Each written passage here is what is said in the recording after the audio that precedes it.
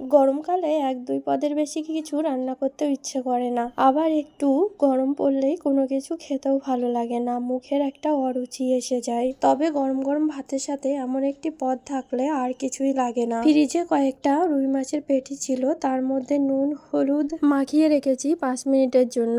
আর আমার গলার ভয়েসটা শুনলে তোমরা বুঝতেই পারছো ঠিক কতটা ঠান্ডা লেগেছে। আর এই সময় আমার খেতে তেমন কিছু ভালোই লাগছে না, তাই ভাবলাম একটু আলাদাভাবে রান্না করা যাক। কড়াইতে তেল গরম করে একটা বড় সাইজের পেঁয়াজ ঝিরিঝিরি করে কেটে ফোড়নে শুকনো লঙ্কা আর পেঁয়াজ কুচি দিয়ে 5 সেকেন্ড মতো নেড়ে চেড়ে পরিমাণ মতো নুন হলুদ গুঁড়ো জিরা গুঁড়ো শুকনো লঙ্কার গুঁড়ো দিয়ে ভালো করে মশলাটাকে কষিয়ে নুন হলুদ মাখানো মাছের পেটিগুলো দিয়ে ঢাকনা দিয়ে ঢেকে মিডিয়াম টু লো আছে মাছগুলোকে রান্না হতে দিয়েছি 5 মিনিটের জন্য। 5 মিনিট পর ঢাকনা খুলে মাছগুলোকে এবার ভেঙে নিচ্ছি। মাছটা খুব সুন্দরভাবে সেদ্ধ হয়ে গেছে। বড় বড় কাটাগুলো আলাদা করে তুলে নিয়েছি আর কিছুটা কাটা রেখে দিয়েছি। এবার এই মিশ্রণের মধ্যে অ্যাড করছি 3 থেকে 4টে কাঁচা লঙ্কা কুচি, স্বাদ মতো নুন দিয়ে ভালো করে এই মাছটা ঝরঝরে করে ফ্রাই করে নিয়েছি। তোমরা চাইলে একটু কম বেশি করেও ফ্রাই করতে পারো, আমার কাছে এই ফ্রাইটাই বেশি ভালো লাগে, ওই জন্য আমি এই পর্যায়ে রেখে ভাতের সাথে পরিবেশন করেছি।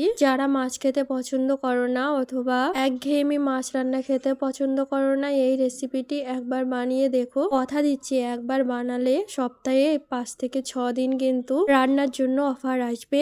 আর অন্য কোনো ভাবে মাছ খেতে তোমরা পছন্দই করবে না, এতটা পারফেক্ট হয়।